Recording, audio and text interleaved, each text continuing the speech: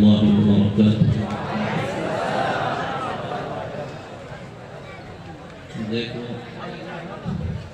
مجلس کے دولات ہو قاری نظر الاسلام صاحب، انہوں نے کہا کہ مجلس کا دولہا، تو میں نے کہا دلہن کی در.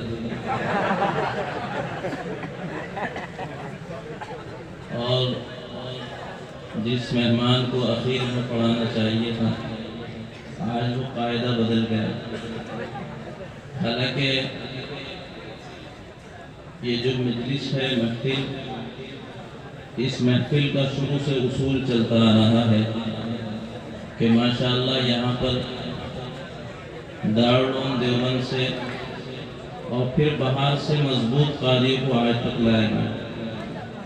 اور آپ حضرات کے سامنے وہ مناظر بھی ہیں کہ جب شیخ احمد بن یوسف رجا ایوب صاحب اور اسی طریقے سے اب کے بھی ارادہ تھا کہ شیخ سلیمان شہاب کا ویزا مل جائے، مگر حالات کے پیش نظر کسی رکاوٹ کی وجہ سے یہ کام رہ گیا.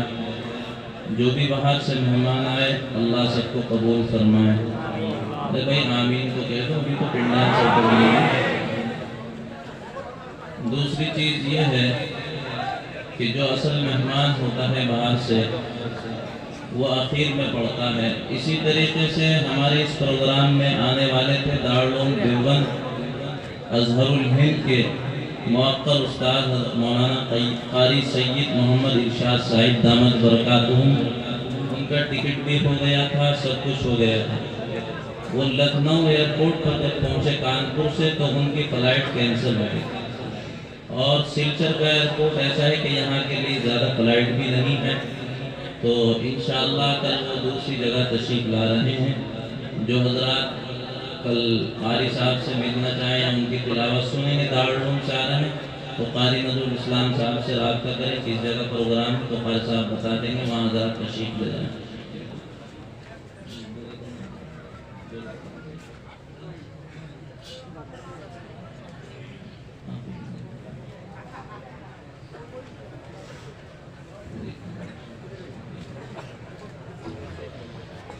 حضرات محترم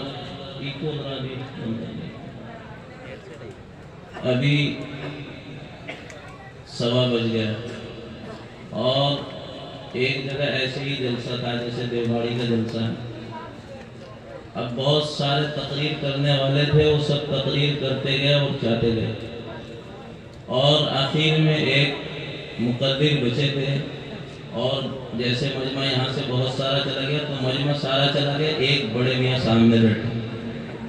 اب تقریر بولنے والا اسٹیج پر ایک ہے، سامنے سننے والا ایک ہے. اب یہ تقریر کرتے جاتے ہیں، وہ سامنے بڑے میاں روتے جاتے ہیں. اب انہوں نے سوچا میری تقریر کا ان پر بہت زیادہ اثر ہے. اب یہ اور جوش میں آ کر تقریر کرنے لگے. اب یہ جتنا ادھر سے جوش میں آئے بڑے میاں بھی جوش میں آ کر رونے لگے. جب ختم ہو گیا تو مولانا نے پوچھا بھائی کیا بات ہے؟ میں تو تقریر کر رہا تھا، اتنا زیادہ اثر تمہارے اوپر ہوا میری تقریر کا کہ تمہاری تقریر کا اثر نہیں تھا. میں صرف اکیلا بچا تھا. جس کرسی پر آپ بیٹھ کر تقریر کر رہے تھے اس پر میری چادر بچھی ہوئی تھی. میں سوچ رہا تھا کہ جنگل کے راستے سے گھر کیسے جاؤں گا.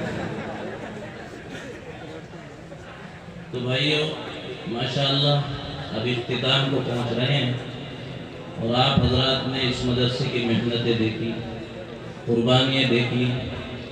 یہ محفل آپ حضرات کے لیے سجائی گئی اور بڑی قربانیوں کے بعد ایسی مجلسیں قائم ہوتی ہیں. اور آپ حضرات نے بھی بہت دیر سے بہت قربانی دی. دعا کریں اللہ تعالیٰ ہر ایک کی قربانی کو قبول فرمائے.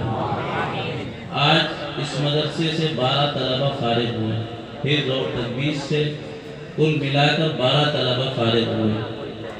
وہ کس طریقے سے بنتے ہیں، کس طریقے سے ان کو بنایا جاتا ہے یہ مدرسہ جانتا ہے، اساتذہ جانتے ہیں، ذمہ داران جانتے ہیں. یا یہ طلبہ کسی کارخانے میں پیدا ہوتے ہیں، یہ طلبہ کسی سڑک پر تیار ہوتے ہیں، یہ مہمان رسول کسی بلڈنگ میں تیار ہوتے ہیں. اگر ہے وہ 4 دیواری ہے تو یہ مدرسہ ہوتا ہے، جس کو مدرسہ کہتے ہیں، جس میں بیٹھ کر قال اللہ اور قال الرسول کی صدائیں ہر وقت بلند ہوتی رہتی ہیں۔ میرے بھائیوں، ان کا خیال رکھنا چاہیے، ان مدرسوں کی طرف توجہ کرنی چاہیے۔ اگر ہم نے توجہ نہ کی تو یہ ختم ہو جائیں گے، اور پھر کسی دن وہ آئے گا کہ یہ دین ہم سے رخصت ہو جائے گا۔ تو ان کی طرف توجہ کرنی چاہیے۔ مدرسوں کی فضیلت بہت بڑی ہوئی ہے اور طلبہ کی فضیلت بہت بڑی ہوئی ہے۔